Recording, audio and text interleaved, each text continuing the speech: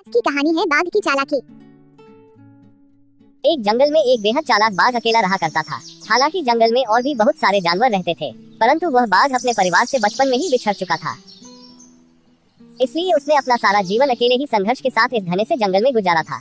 वह जंगल के प्रत्येक कोने कोने से वाकिफ था, अतः उसे इस जंगल में किसी भी चीज का भय नहीं रहा था। वह सारे जंगल में अकेले घूमता और जब जरूरत पड़ती अपने खाने की व्यवस्था कर ही लेता। कहते हैं ना कि पारिवारिक व्यक्ति की घर की जिम्मेदारी ही उसी की जिंदगी से उस गुमराह कर देती है, क्योंकि वह हर वक्त अपने परिवार के सदस्यों के बारे में ही सोचता है। अगर वह कुछ खाना अकेले भी खाता है तो उससे वह खाना ये सोचकर हजम नहीं हो पाता कि उसके घर वाले भूखे रह जाएंगे और उसका पेट भर जाएगा। लेकिन बाघ का परिवार था ही नहीं और वह अपना जीवन खुद के बनाए नियमों एवं शर्तों के बल पर जीता। इसलिए वह हर दिन खुशी के साथ मौज मस्ती करके बिता लेता।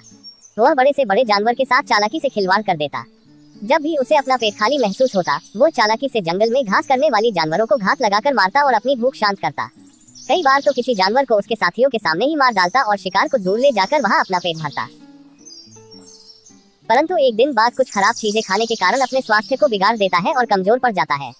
परंतु फिर भी वह जीने की बहुत उम्मीद रखता है। तबीयत बिगड़ने के दौरान वह एक पेड़ के नीचे कई दिनों से झाड़ियों में ही बैठा रहता है। एक दिन वहां से कुछ सुअर और उसके बच्चे भोजन की तलाश में घूमने निकलते हैं, तो सुअर की नजर एक बाघ पर पड़ती है और वह अपनी माँ को बताता है कि माँ, पेड़ के नीचे झाड़ियों में एक बाघ बैठा हुआ है, जिसका हम शिकार करके अपने रात्रि का भोजन आराम से कर सकते हैं। बच्चा अपनी माँ से यह बात बोलता है, पर तेजतर्रार कानों की बदौलत बाघ ये बात सुन लेता है और एक वृद्ध बाघ की भांति नखरे करते हुए कुछ क्षणों के लिए अपनी सांस रोककर सो जाता है। अब जैसे ही सुअर उसके मुंह के सामने जाकर उसकी नाक सूंघता है तो वह उसे मरा हुआ समझता है और उसे अपने स्वास्थ्य के लिए हानिकारक समझकर वहां से चला जाता है। सीख, इस प्रकार एक बाघ अपनी चालाकी के कारण सुअरों के मुंह से बच पाता है। हमें भी हमेशा मुश्किल वक्त पर अपनी बुद्धि का सही प्रयोग कर ऐसे निर्णय लेने चाहिए जिससे हम खुद की सुरक्षा कर सके। अगर आपको वीडियो पसंद आए तो लाइक करें, शेयर करें और सब्सक्राइब करें।